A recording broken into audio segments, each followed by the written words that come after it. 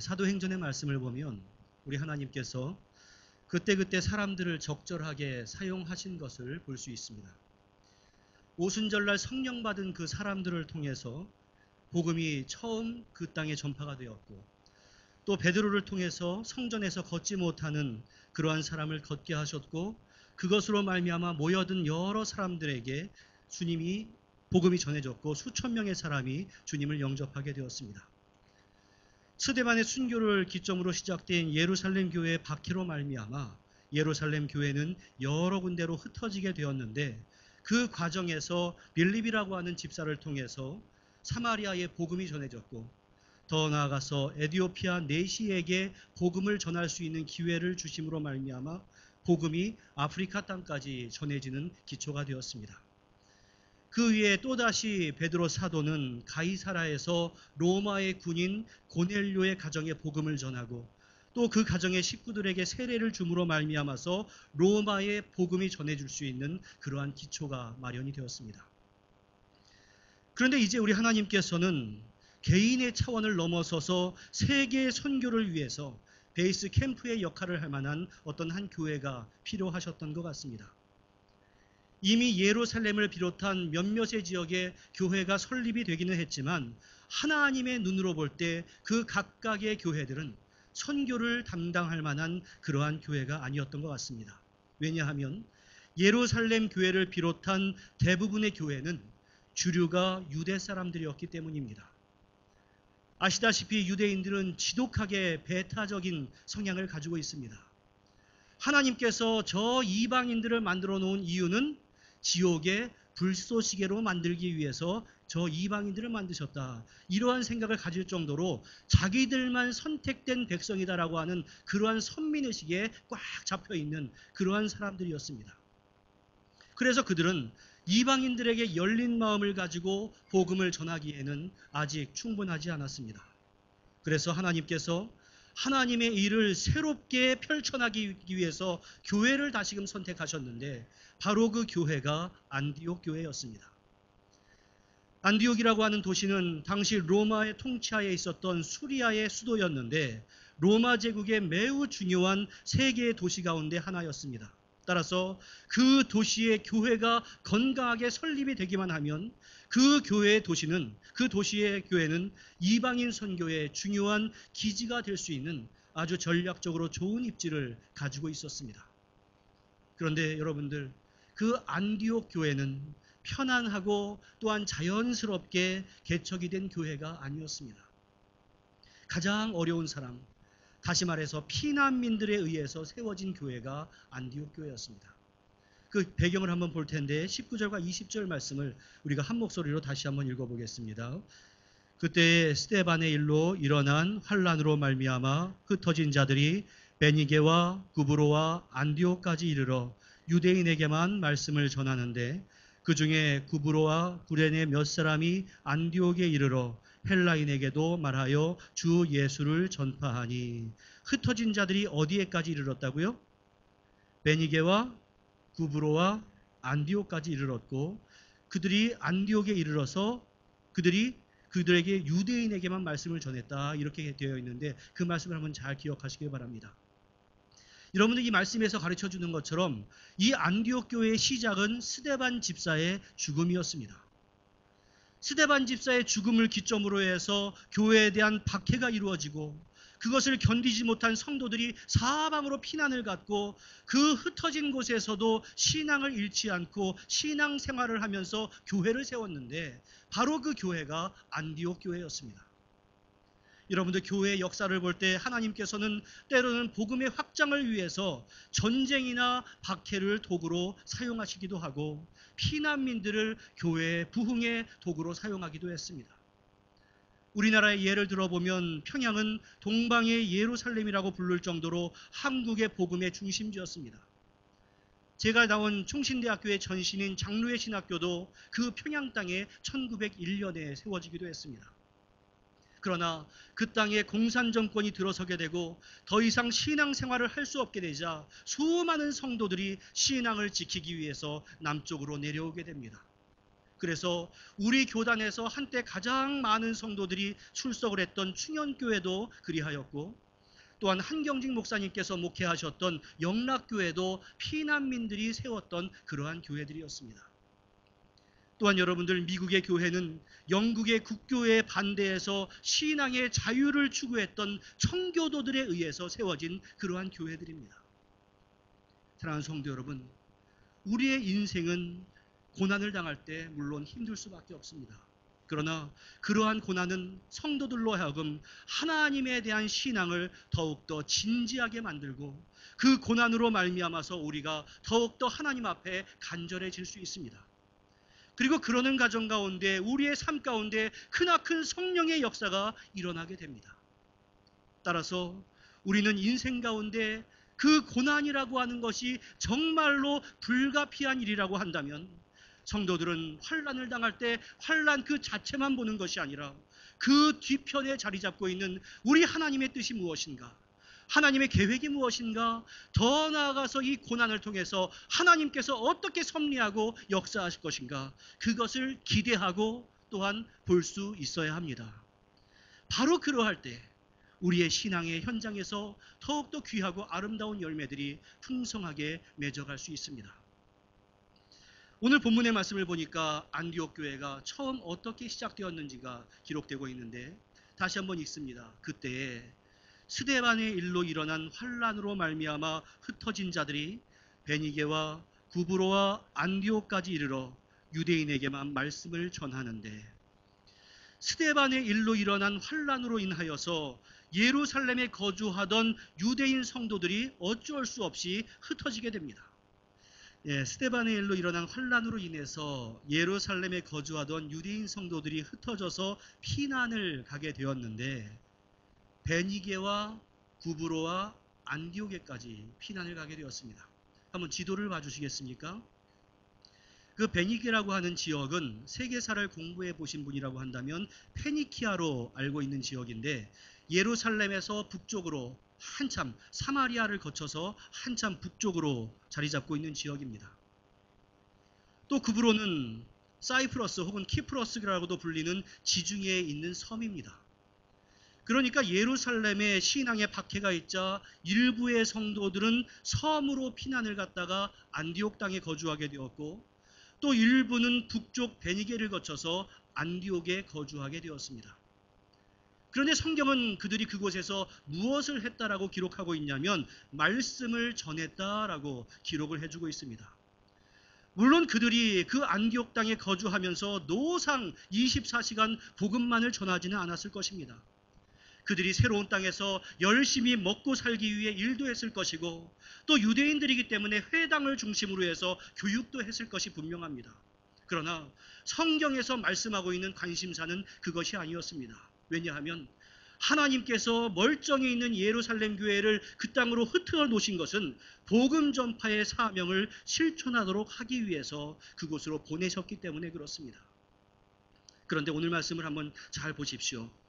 누구에게만 말씀을 전했냐면 유대인에게만 말씀을 전했다라고 성경은 말씀합니다.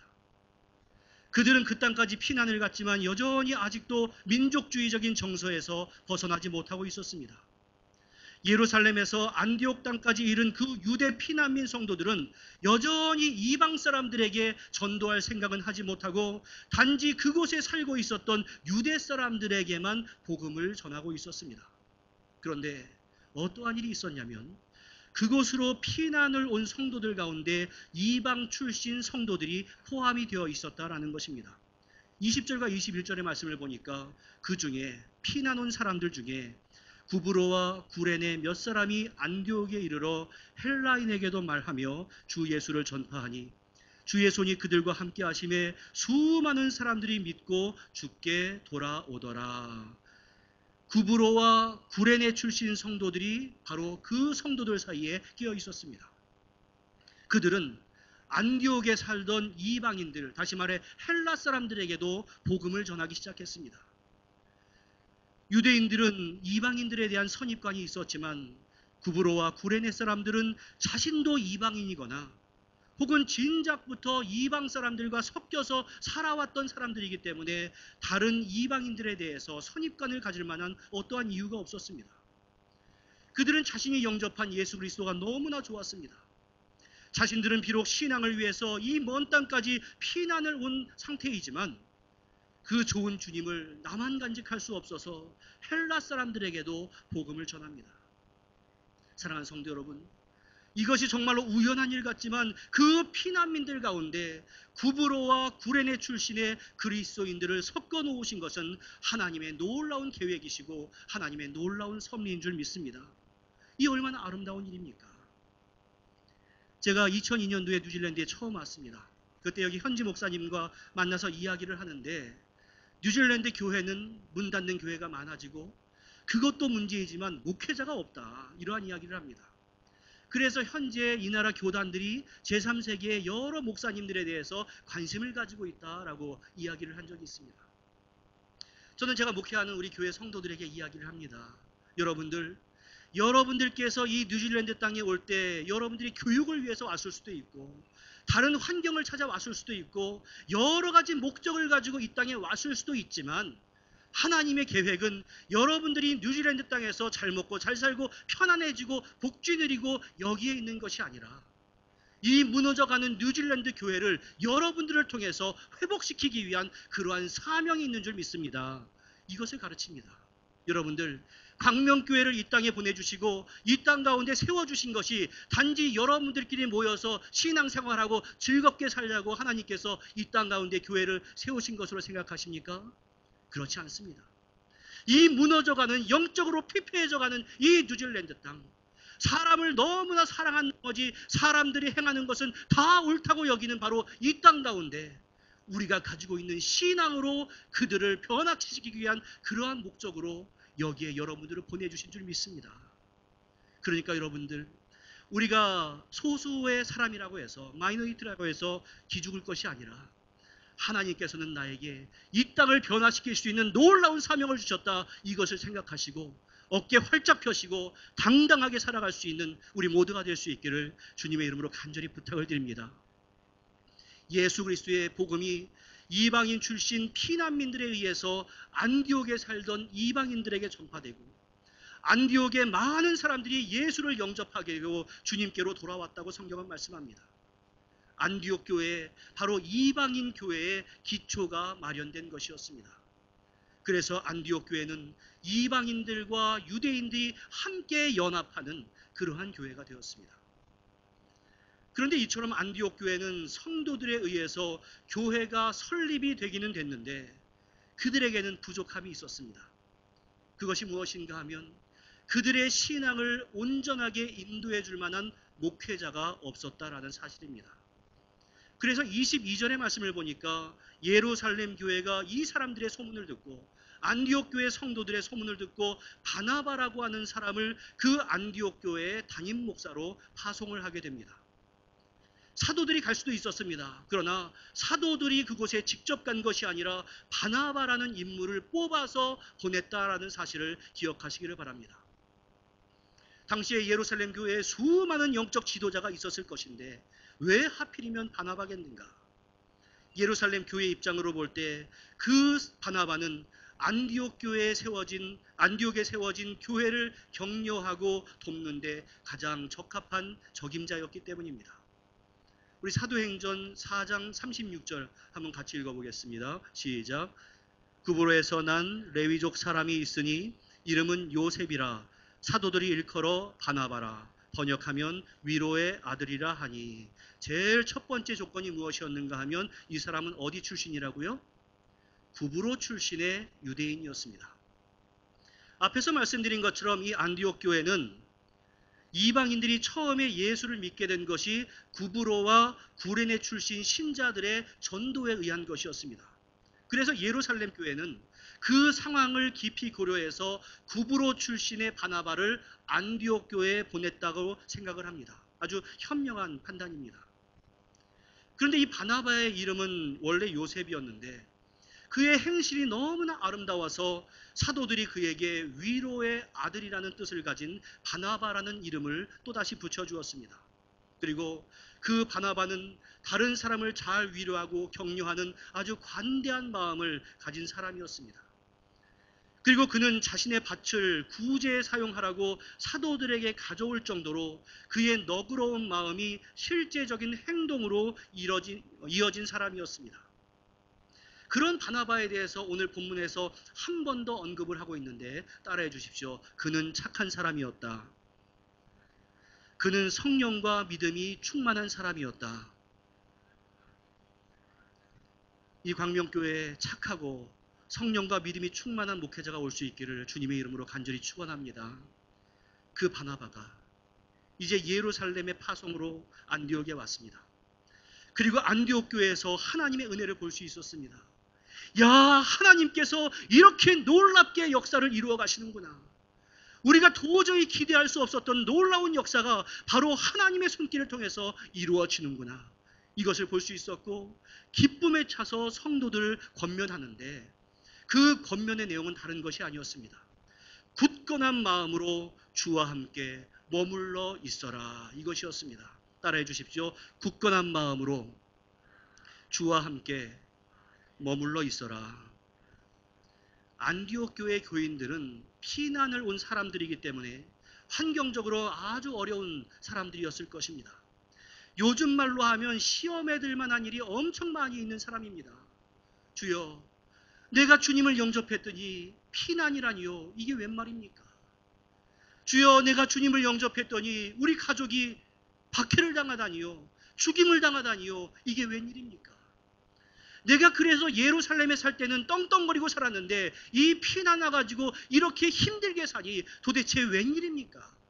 이런 시험될 만한 일들이 많이 있었습니다. 그런데 바나바는 그들을 향해서 말씀합니다. 여러분들, 어떠한 환경 가운데서도 환경에 지배받지 마시고 주님만 의지하십시오.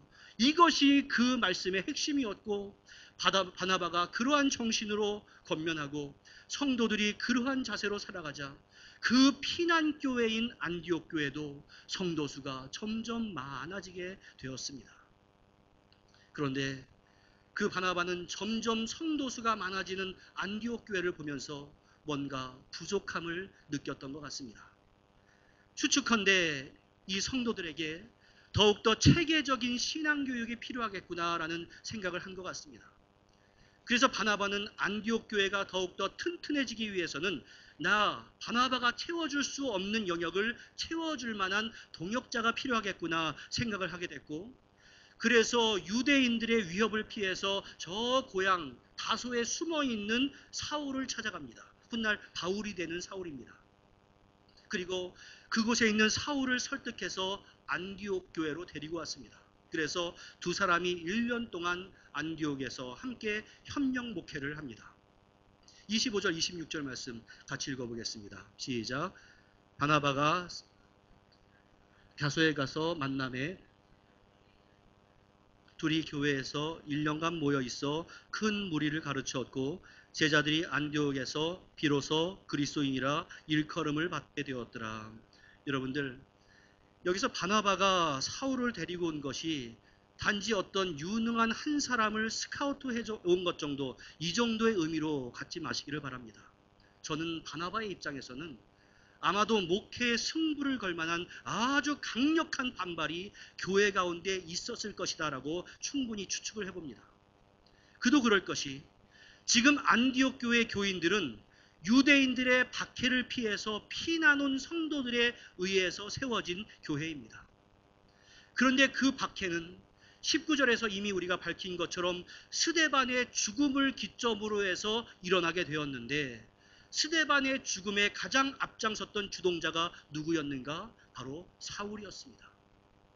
그러니까 그 안디옥 교회 교인들의 입장에서 보면 그 사울 때문에 자신들이 고향을 떠나서 이 먼 땅에서 고생을 하면서 살아가는 것이고, 바로 그 사울 때문에 내 친구가 죽기도 하고 가족들이 감옥에 가기도 하고 박해를 받은 겁니다. 그러니까 안디옥 교회 교인들의 입장에서 그 사울이라고 하는 그 인물은 원수 중에 원수입니다. 도저히 받아들일 수 없는 사람입니다. 그럼에도 불구하고 그 사울을 무리를 해서라도 데리고 온 이유가 무엇이겠습니까? 교회는 그 어떠한 것보다도 말씀 가운데 견고히 서는 것이 중요하다라고 여겼기 때문입니다. 또한 반대로 생각을 해봤습니다. 저는 안디옥 교회 교인들의 마음이 얼마나 귀한지 모릅니다. 여러분, 우리라고 한다면 내 가족과 내 친구를 죽이고 박해했던 사람, 나를 이 먼 땅까지 쫓아낸 그 사람이 우리 교회 목회자가 되어서 나를 목회한다라고 해볼 때 그에게 열린 마음을 가지고 말씀을 배울 수 있겠습니까? 여러분들은 너무나 선해서 할 수 있을지 없을지 모르겠지만 저라면 절대로 못할 것 같습니다. 그런데 안디옥 교회는 그것을 감당했습니다. 저는 사도행전 가운데서 여러 가지 복음의 확장이 있는 그러한 멋진 스토리도 많이 있지만 바로 이 부분이 가장 아름다운 이야기 가운데 하나라고 생각을 합니다. 인간적으로 볼 때는 철천지 원수이지만 그리스도의 복음의 눈으로 볼 때는 모든 것을 용납할 수 있는 그 마음을 안디옥 교인들이 가졌기 때문에 그렇습니다. 사랑하는 성도 여러분, 바로 복음이 안디옥 교회로 하여금 사울을 용납할 수 있도록 만들었다면 예수 그리스도의 복음을 믿고 있는 우리라고 그렇게 하지 못하겠습니까?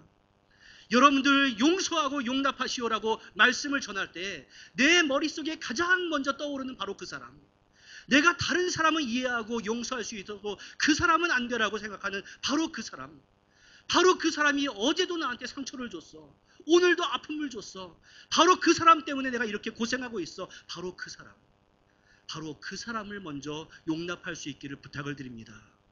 그 사람을 위해서가 아니라 바로 여러분들의 영적인 풍성함을 위해서 우리는 바로 그렇게 해야 합니다. 바나바의 온유한 리더십과 사울의 견고한 성경의 가르침 가운데 안디옥 교회는 건강하게 성장할 수 있었는데, 여기서 우리가 주목할 것이 있습니다.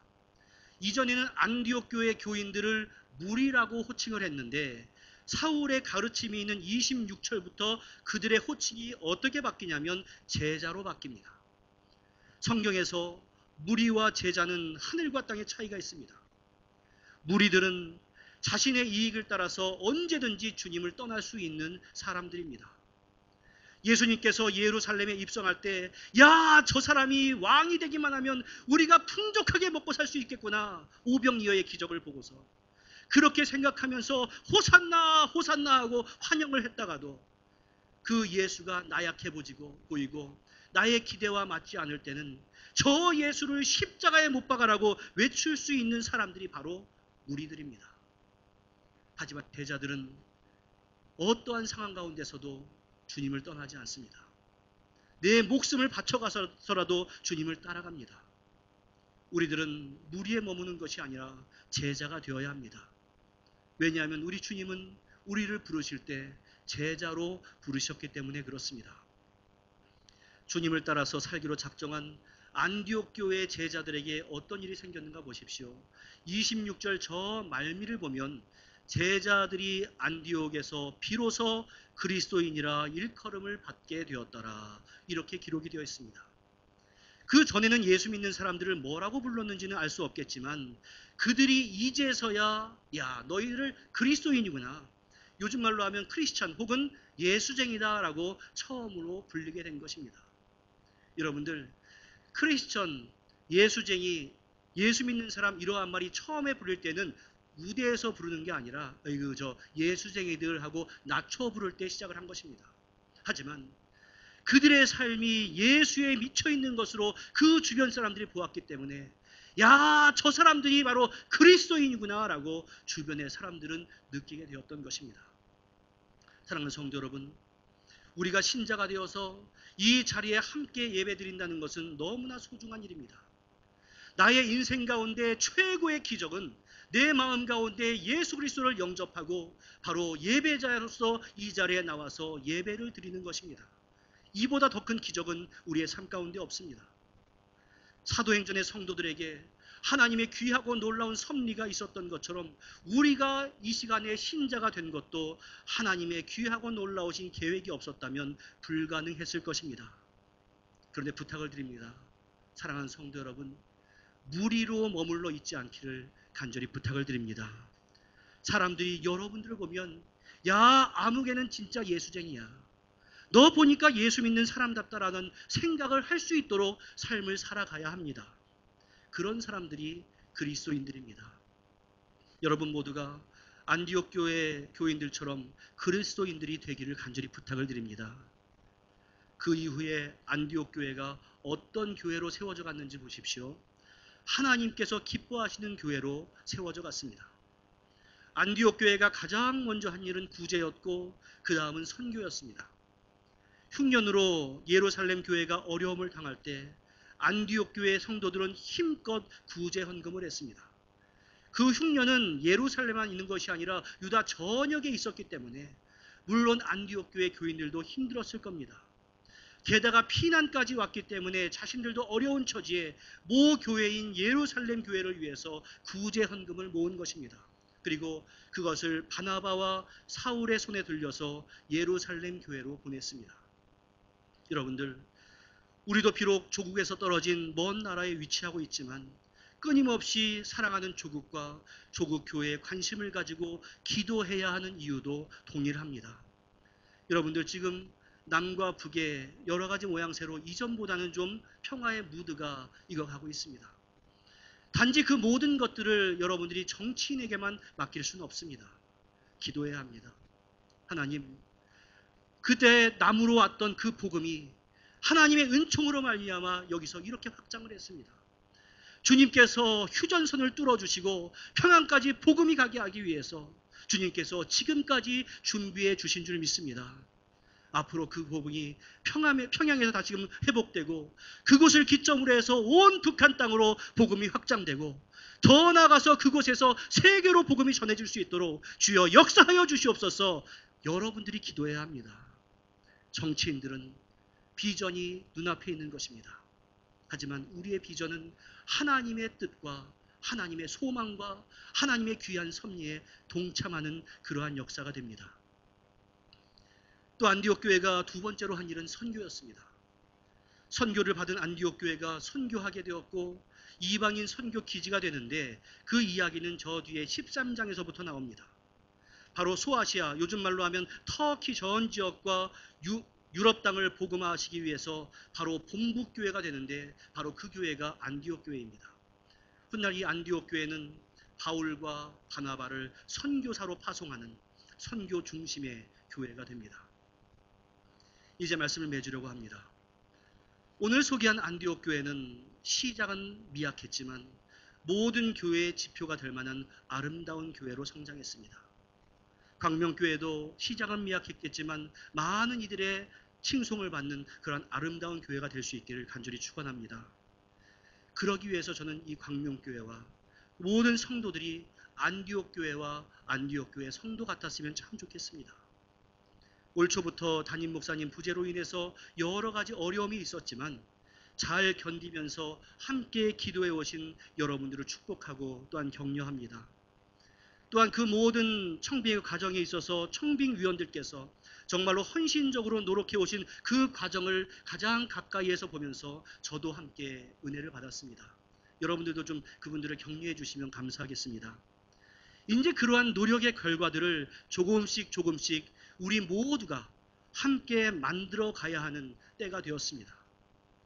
우리는 아직 어떤 분이 오실지 모르지만 하나님께서 안디옥 교회에 바나바와 사울을 보내신 것처럼 이 광명교회를 위해서도 하나님은 가장 좋은 분을 예비해 주신 줄 믿습니다. 성령과 믿음이 충만한 목사가 있는 교회, 올바른 가르침이 있어서 그리스도의 제자가 되는 교회, 믿지 않는 사람들에게도 참된 그리스도인이다 그러한 인정을 받는 사람들이 모여있는 교회, 구제와 선교에 힘쓰는 교회, 그 결과 교회를 통해서 훌륭한 인재들이 많이 배출되는 교회, 광명교회가 그러한 교회로 발돋움할 수 있기를 간절히 축원합니다. 사랑하는 성도 여러분, 목회자만 노력하는 것이 아니고 저 사람들만 노력하는 것이 아니라 모두가 함께 노력을 해나가야 합니다. 하나님께서는 미라성 같은 사도들이 모여있는 예루살렘 교회를 그 도구로 사용하지 않았습니다. 오히려 가장 연약한 피난민들이 모여있는 안디옥 교회를 사용하셨습니다. 우리가 주님의 일을 감당하기 위해서 주님은 때로는 그러한 고난의 길을 주실 수도 있습니다. 이 청빙이라고 하는 이 기간이 왜 의미가 있었는지를 훗날 여러분들은 이 시간을 돌아보면서 그때가 의미 있는 시간이었어 분명히 발견하는 때가 있을 줄 믿습니다. 어떠한 순간에도 주님의 계획을 잊지 마시고 주님의 뜻에 순종하며 이 오클랜드 땅에 주님 보시기에 건강한 교회를 세워나가기 위해 모든 성도들이 함께 나아가는 광명교회 모든 성도들 될 수 있기를 주님의 이름으로 간절히 축원합니다. 기도하겠습니다.